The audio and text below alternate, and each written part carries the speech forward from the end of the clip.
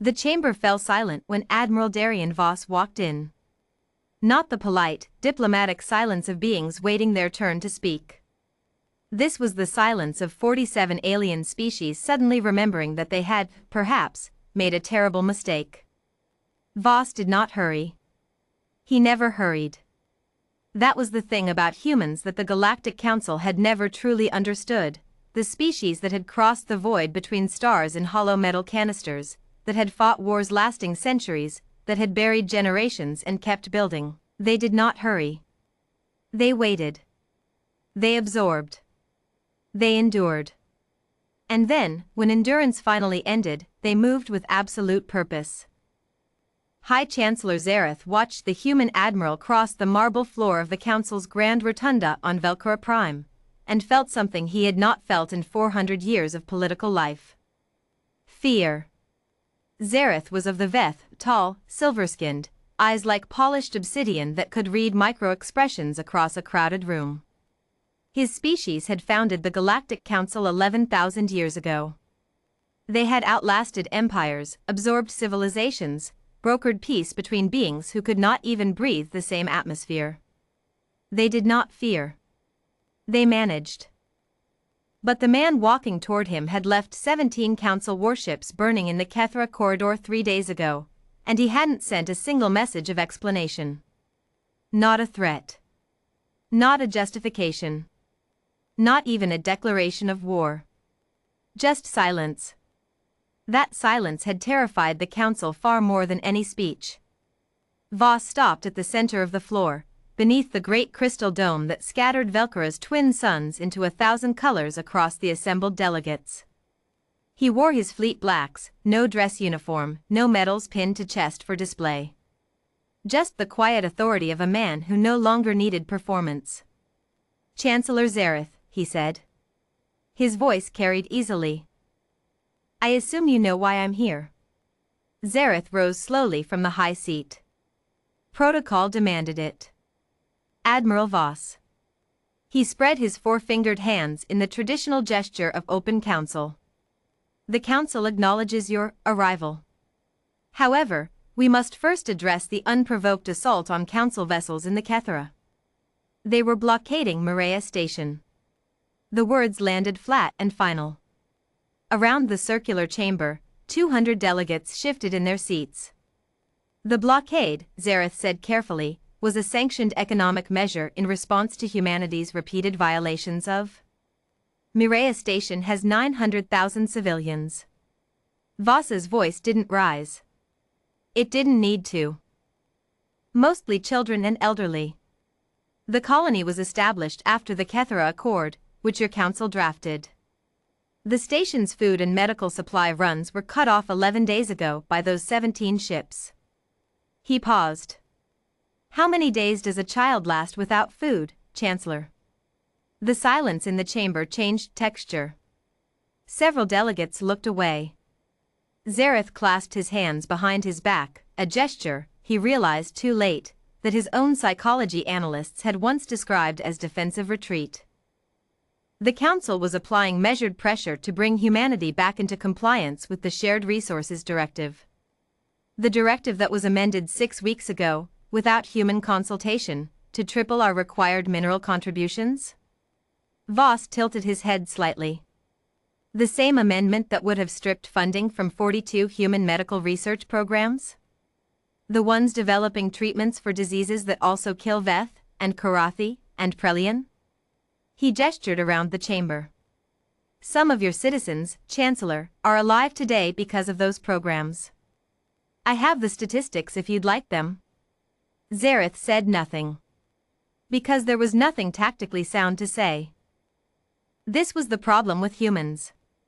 Every other species, when cornered politically, either escalated into bluster or retreated into diplomacy. Humans did something far more dangerous, they brought documentation. They brought cold, meticulous, irrefutable documentation, delivered in calm voices by people who had clearly been angry for a very long time and had chosen, until now, to remain quiet about it. That restraint. That maddening restraint. The Council had mistaken it for weakness for decades. Even if your grievances are noted, Zareth said, trying to recover the room, the destruction of Council warships is an act of war. The charter is clear. I didn't destroy them. A murmur ran through the delegates. My fleet disabled their drives and weapons systems, Voss continued. The crews were transferred to medical ships before I executed the technical strikes. They're being treated for minor injuries on Beacon Station as we speak. I transmitted their coordinates to your rescue team 6 hours ago. He reached into his jacket and produced a data chip, setting it on the floor's central podium. Full incident report. Every decision, time-stamped and recorded. Open for review by any independent arbiter you choose. Zareth stared at the chip. This was what humans did. This was the thing that the Council's strategists had written memos about, that the Veth philosophers had puzzled over in long academic papers that never quite captured the essence of it. Humans did not simply act. They built cases. They documented wrongs with the patience of archivists and the memory of something that did not forget. They had let the Council push. And push. And push again. They had filed complaints through proper channels. They had sent negotiators. They had raised objections in this very chamber, through 17 sessions, with evidence and testimony and measured words. And the Council had smiled its ancient smile and pushed once more, because in 11,000 years of galactic politics, patience had always meant submission. It didn't mean that with humans. Darien Voss looked up at the high seat, and Zareth understood, finally and completely, that he was not looking at a man who had snapped in rage. He was looking at a man who had waited for precisely the right moment and had then acted with surgical, total, documented clarity. Here is what will happen, Voss said. The Shared Resources Directive Amendment will be repealed. An independent tribunal, not council-appointed, will review all directive changes made in the last 8 years that did not include full species consultation. Mireia Station will receive its supplies within 48 hours, transported by Council vessels as a gesture of good faith. And the Council will formally recognize that economic blockades targeting civilian populations are acts of war under the same charter you just quoted at me. The chamber erupted. Zareth raised his hand for order, and slowly, it came. He looked down at the human admiral, and chose his next words with the caution they deserved. And if the Council declines these requests? Voss was quiet for a moment. When he spoke, his voice was the same as it had been from the beginning, even, unhurried, absolutely certain. Then I'll go back to my fleet. And my fleet will go home. And every human physician, engineer, terraformer, and researcher currently serving on joint Council projects will go with us. Every human trade route will reroute through independent space. Every human-built defense grid protecting outer Council territories will go dark. He let that sit. The Narati swarm pushed into the outer reach last year. You managed to stop them. Barely. Do you remember which defense platforms made the difference? He didn't have to say it. Every delegate in the room knew the answer.